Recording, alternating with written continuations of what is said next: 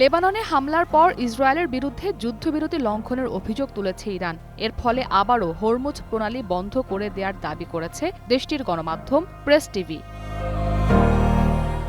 এক প্রতিবেদনে press TV জানায়, পানামার পতাকাবাহী অরোরা নামে একটি ট্যাঙ্কার জাহাজ পারস্য উপসাগর পেরিয়ে হরমুজ প্রণালী দিয়ে আরব সাগরের দিকে যাচ্ছিল। তবে কিছু দূর অগ্রসর হওয়ার পর প্রণালী পার হতে না পেরে ফিরে গেছে জাহাজটি।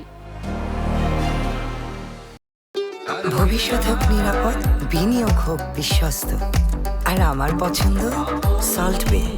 ওয়েলকাম টু সল্ট বে।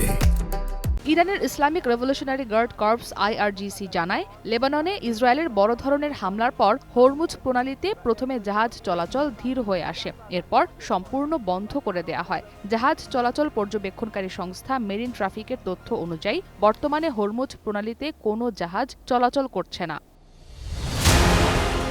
IRGCর দাবি, যুদ্ধবিরতি চুক্তির একটি গুরুত্বপূর্ণ দিক হল হরমুজ প্রণালীর ওপর ইরানের নিয়ন্ত্রণ বজায় রাখা। তাদের ভাষ্য অনুযায়ী ডোনাল্ড ট্রাম্পও এই বাস্তবতা মেনে নিয়েছেন। দিনের শুরুতে ইরানের মালিকানাধীন দুটি তেলবাহী জাহাজ এবং চায়নার একটি জাহাজ নিরাপদে প্রণালী অতিক্রম করে, তবে এরপর আর কোনো জাহাজ চলাচল করেনি বলে জানায় IRGC। তবে হোয়াইট হাউসের প্রেস সেক্রেটারি ক্যারোলাইন লেভিট জানান, হরমুজ প্রণালী বন্ধ থাকার তথ্যটি সঠিক নয়, বরং এই পথ দিয়ে জাহাজ চলাচলের সংখ্যা বাড়ছে। সাংবাদিকদের তিনি বলেন, হরমুজ প্রণালী নিয়ে মিথ্যা তথ্যগুলোর বিষয়ে ডোনাল্ড ট্রাম্প অবগত আছেন। প্রণালীটি চালু আছে বলে আমেরিকার কর্মকর্তাদের কাছ থেকে তিনি আশ্বাস পেয়েছেন বলেও জানান লেভিট।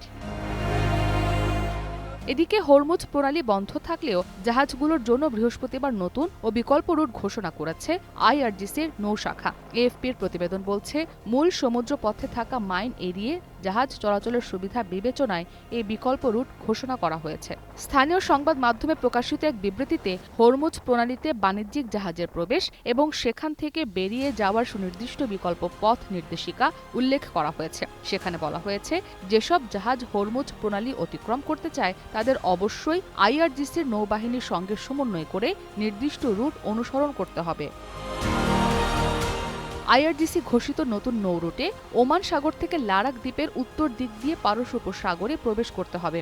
এরপর পারস্য উপসাগর থেকে লারাক দ্বীপের দক্ষিণ দিক দিয়ে ওমান সাগরের দিকে যাত্রা করতে হবে।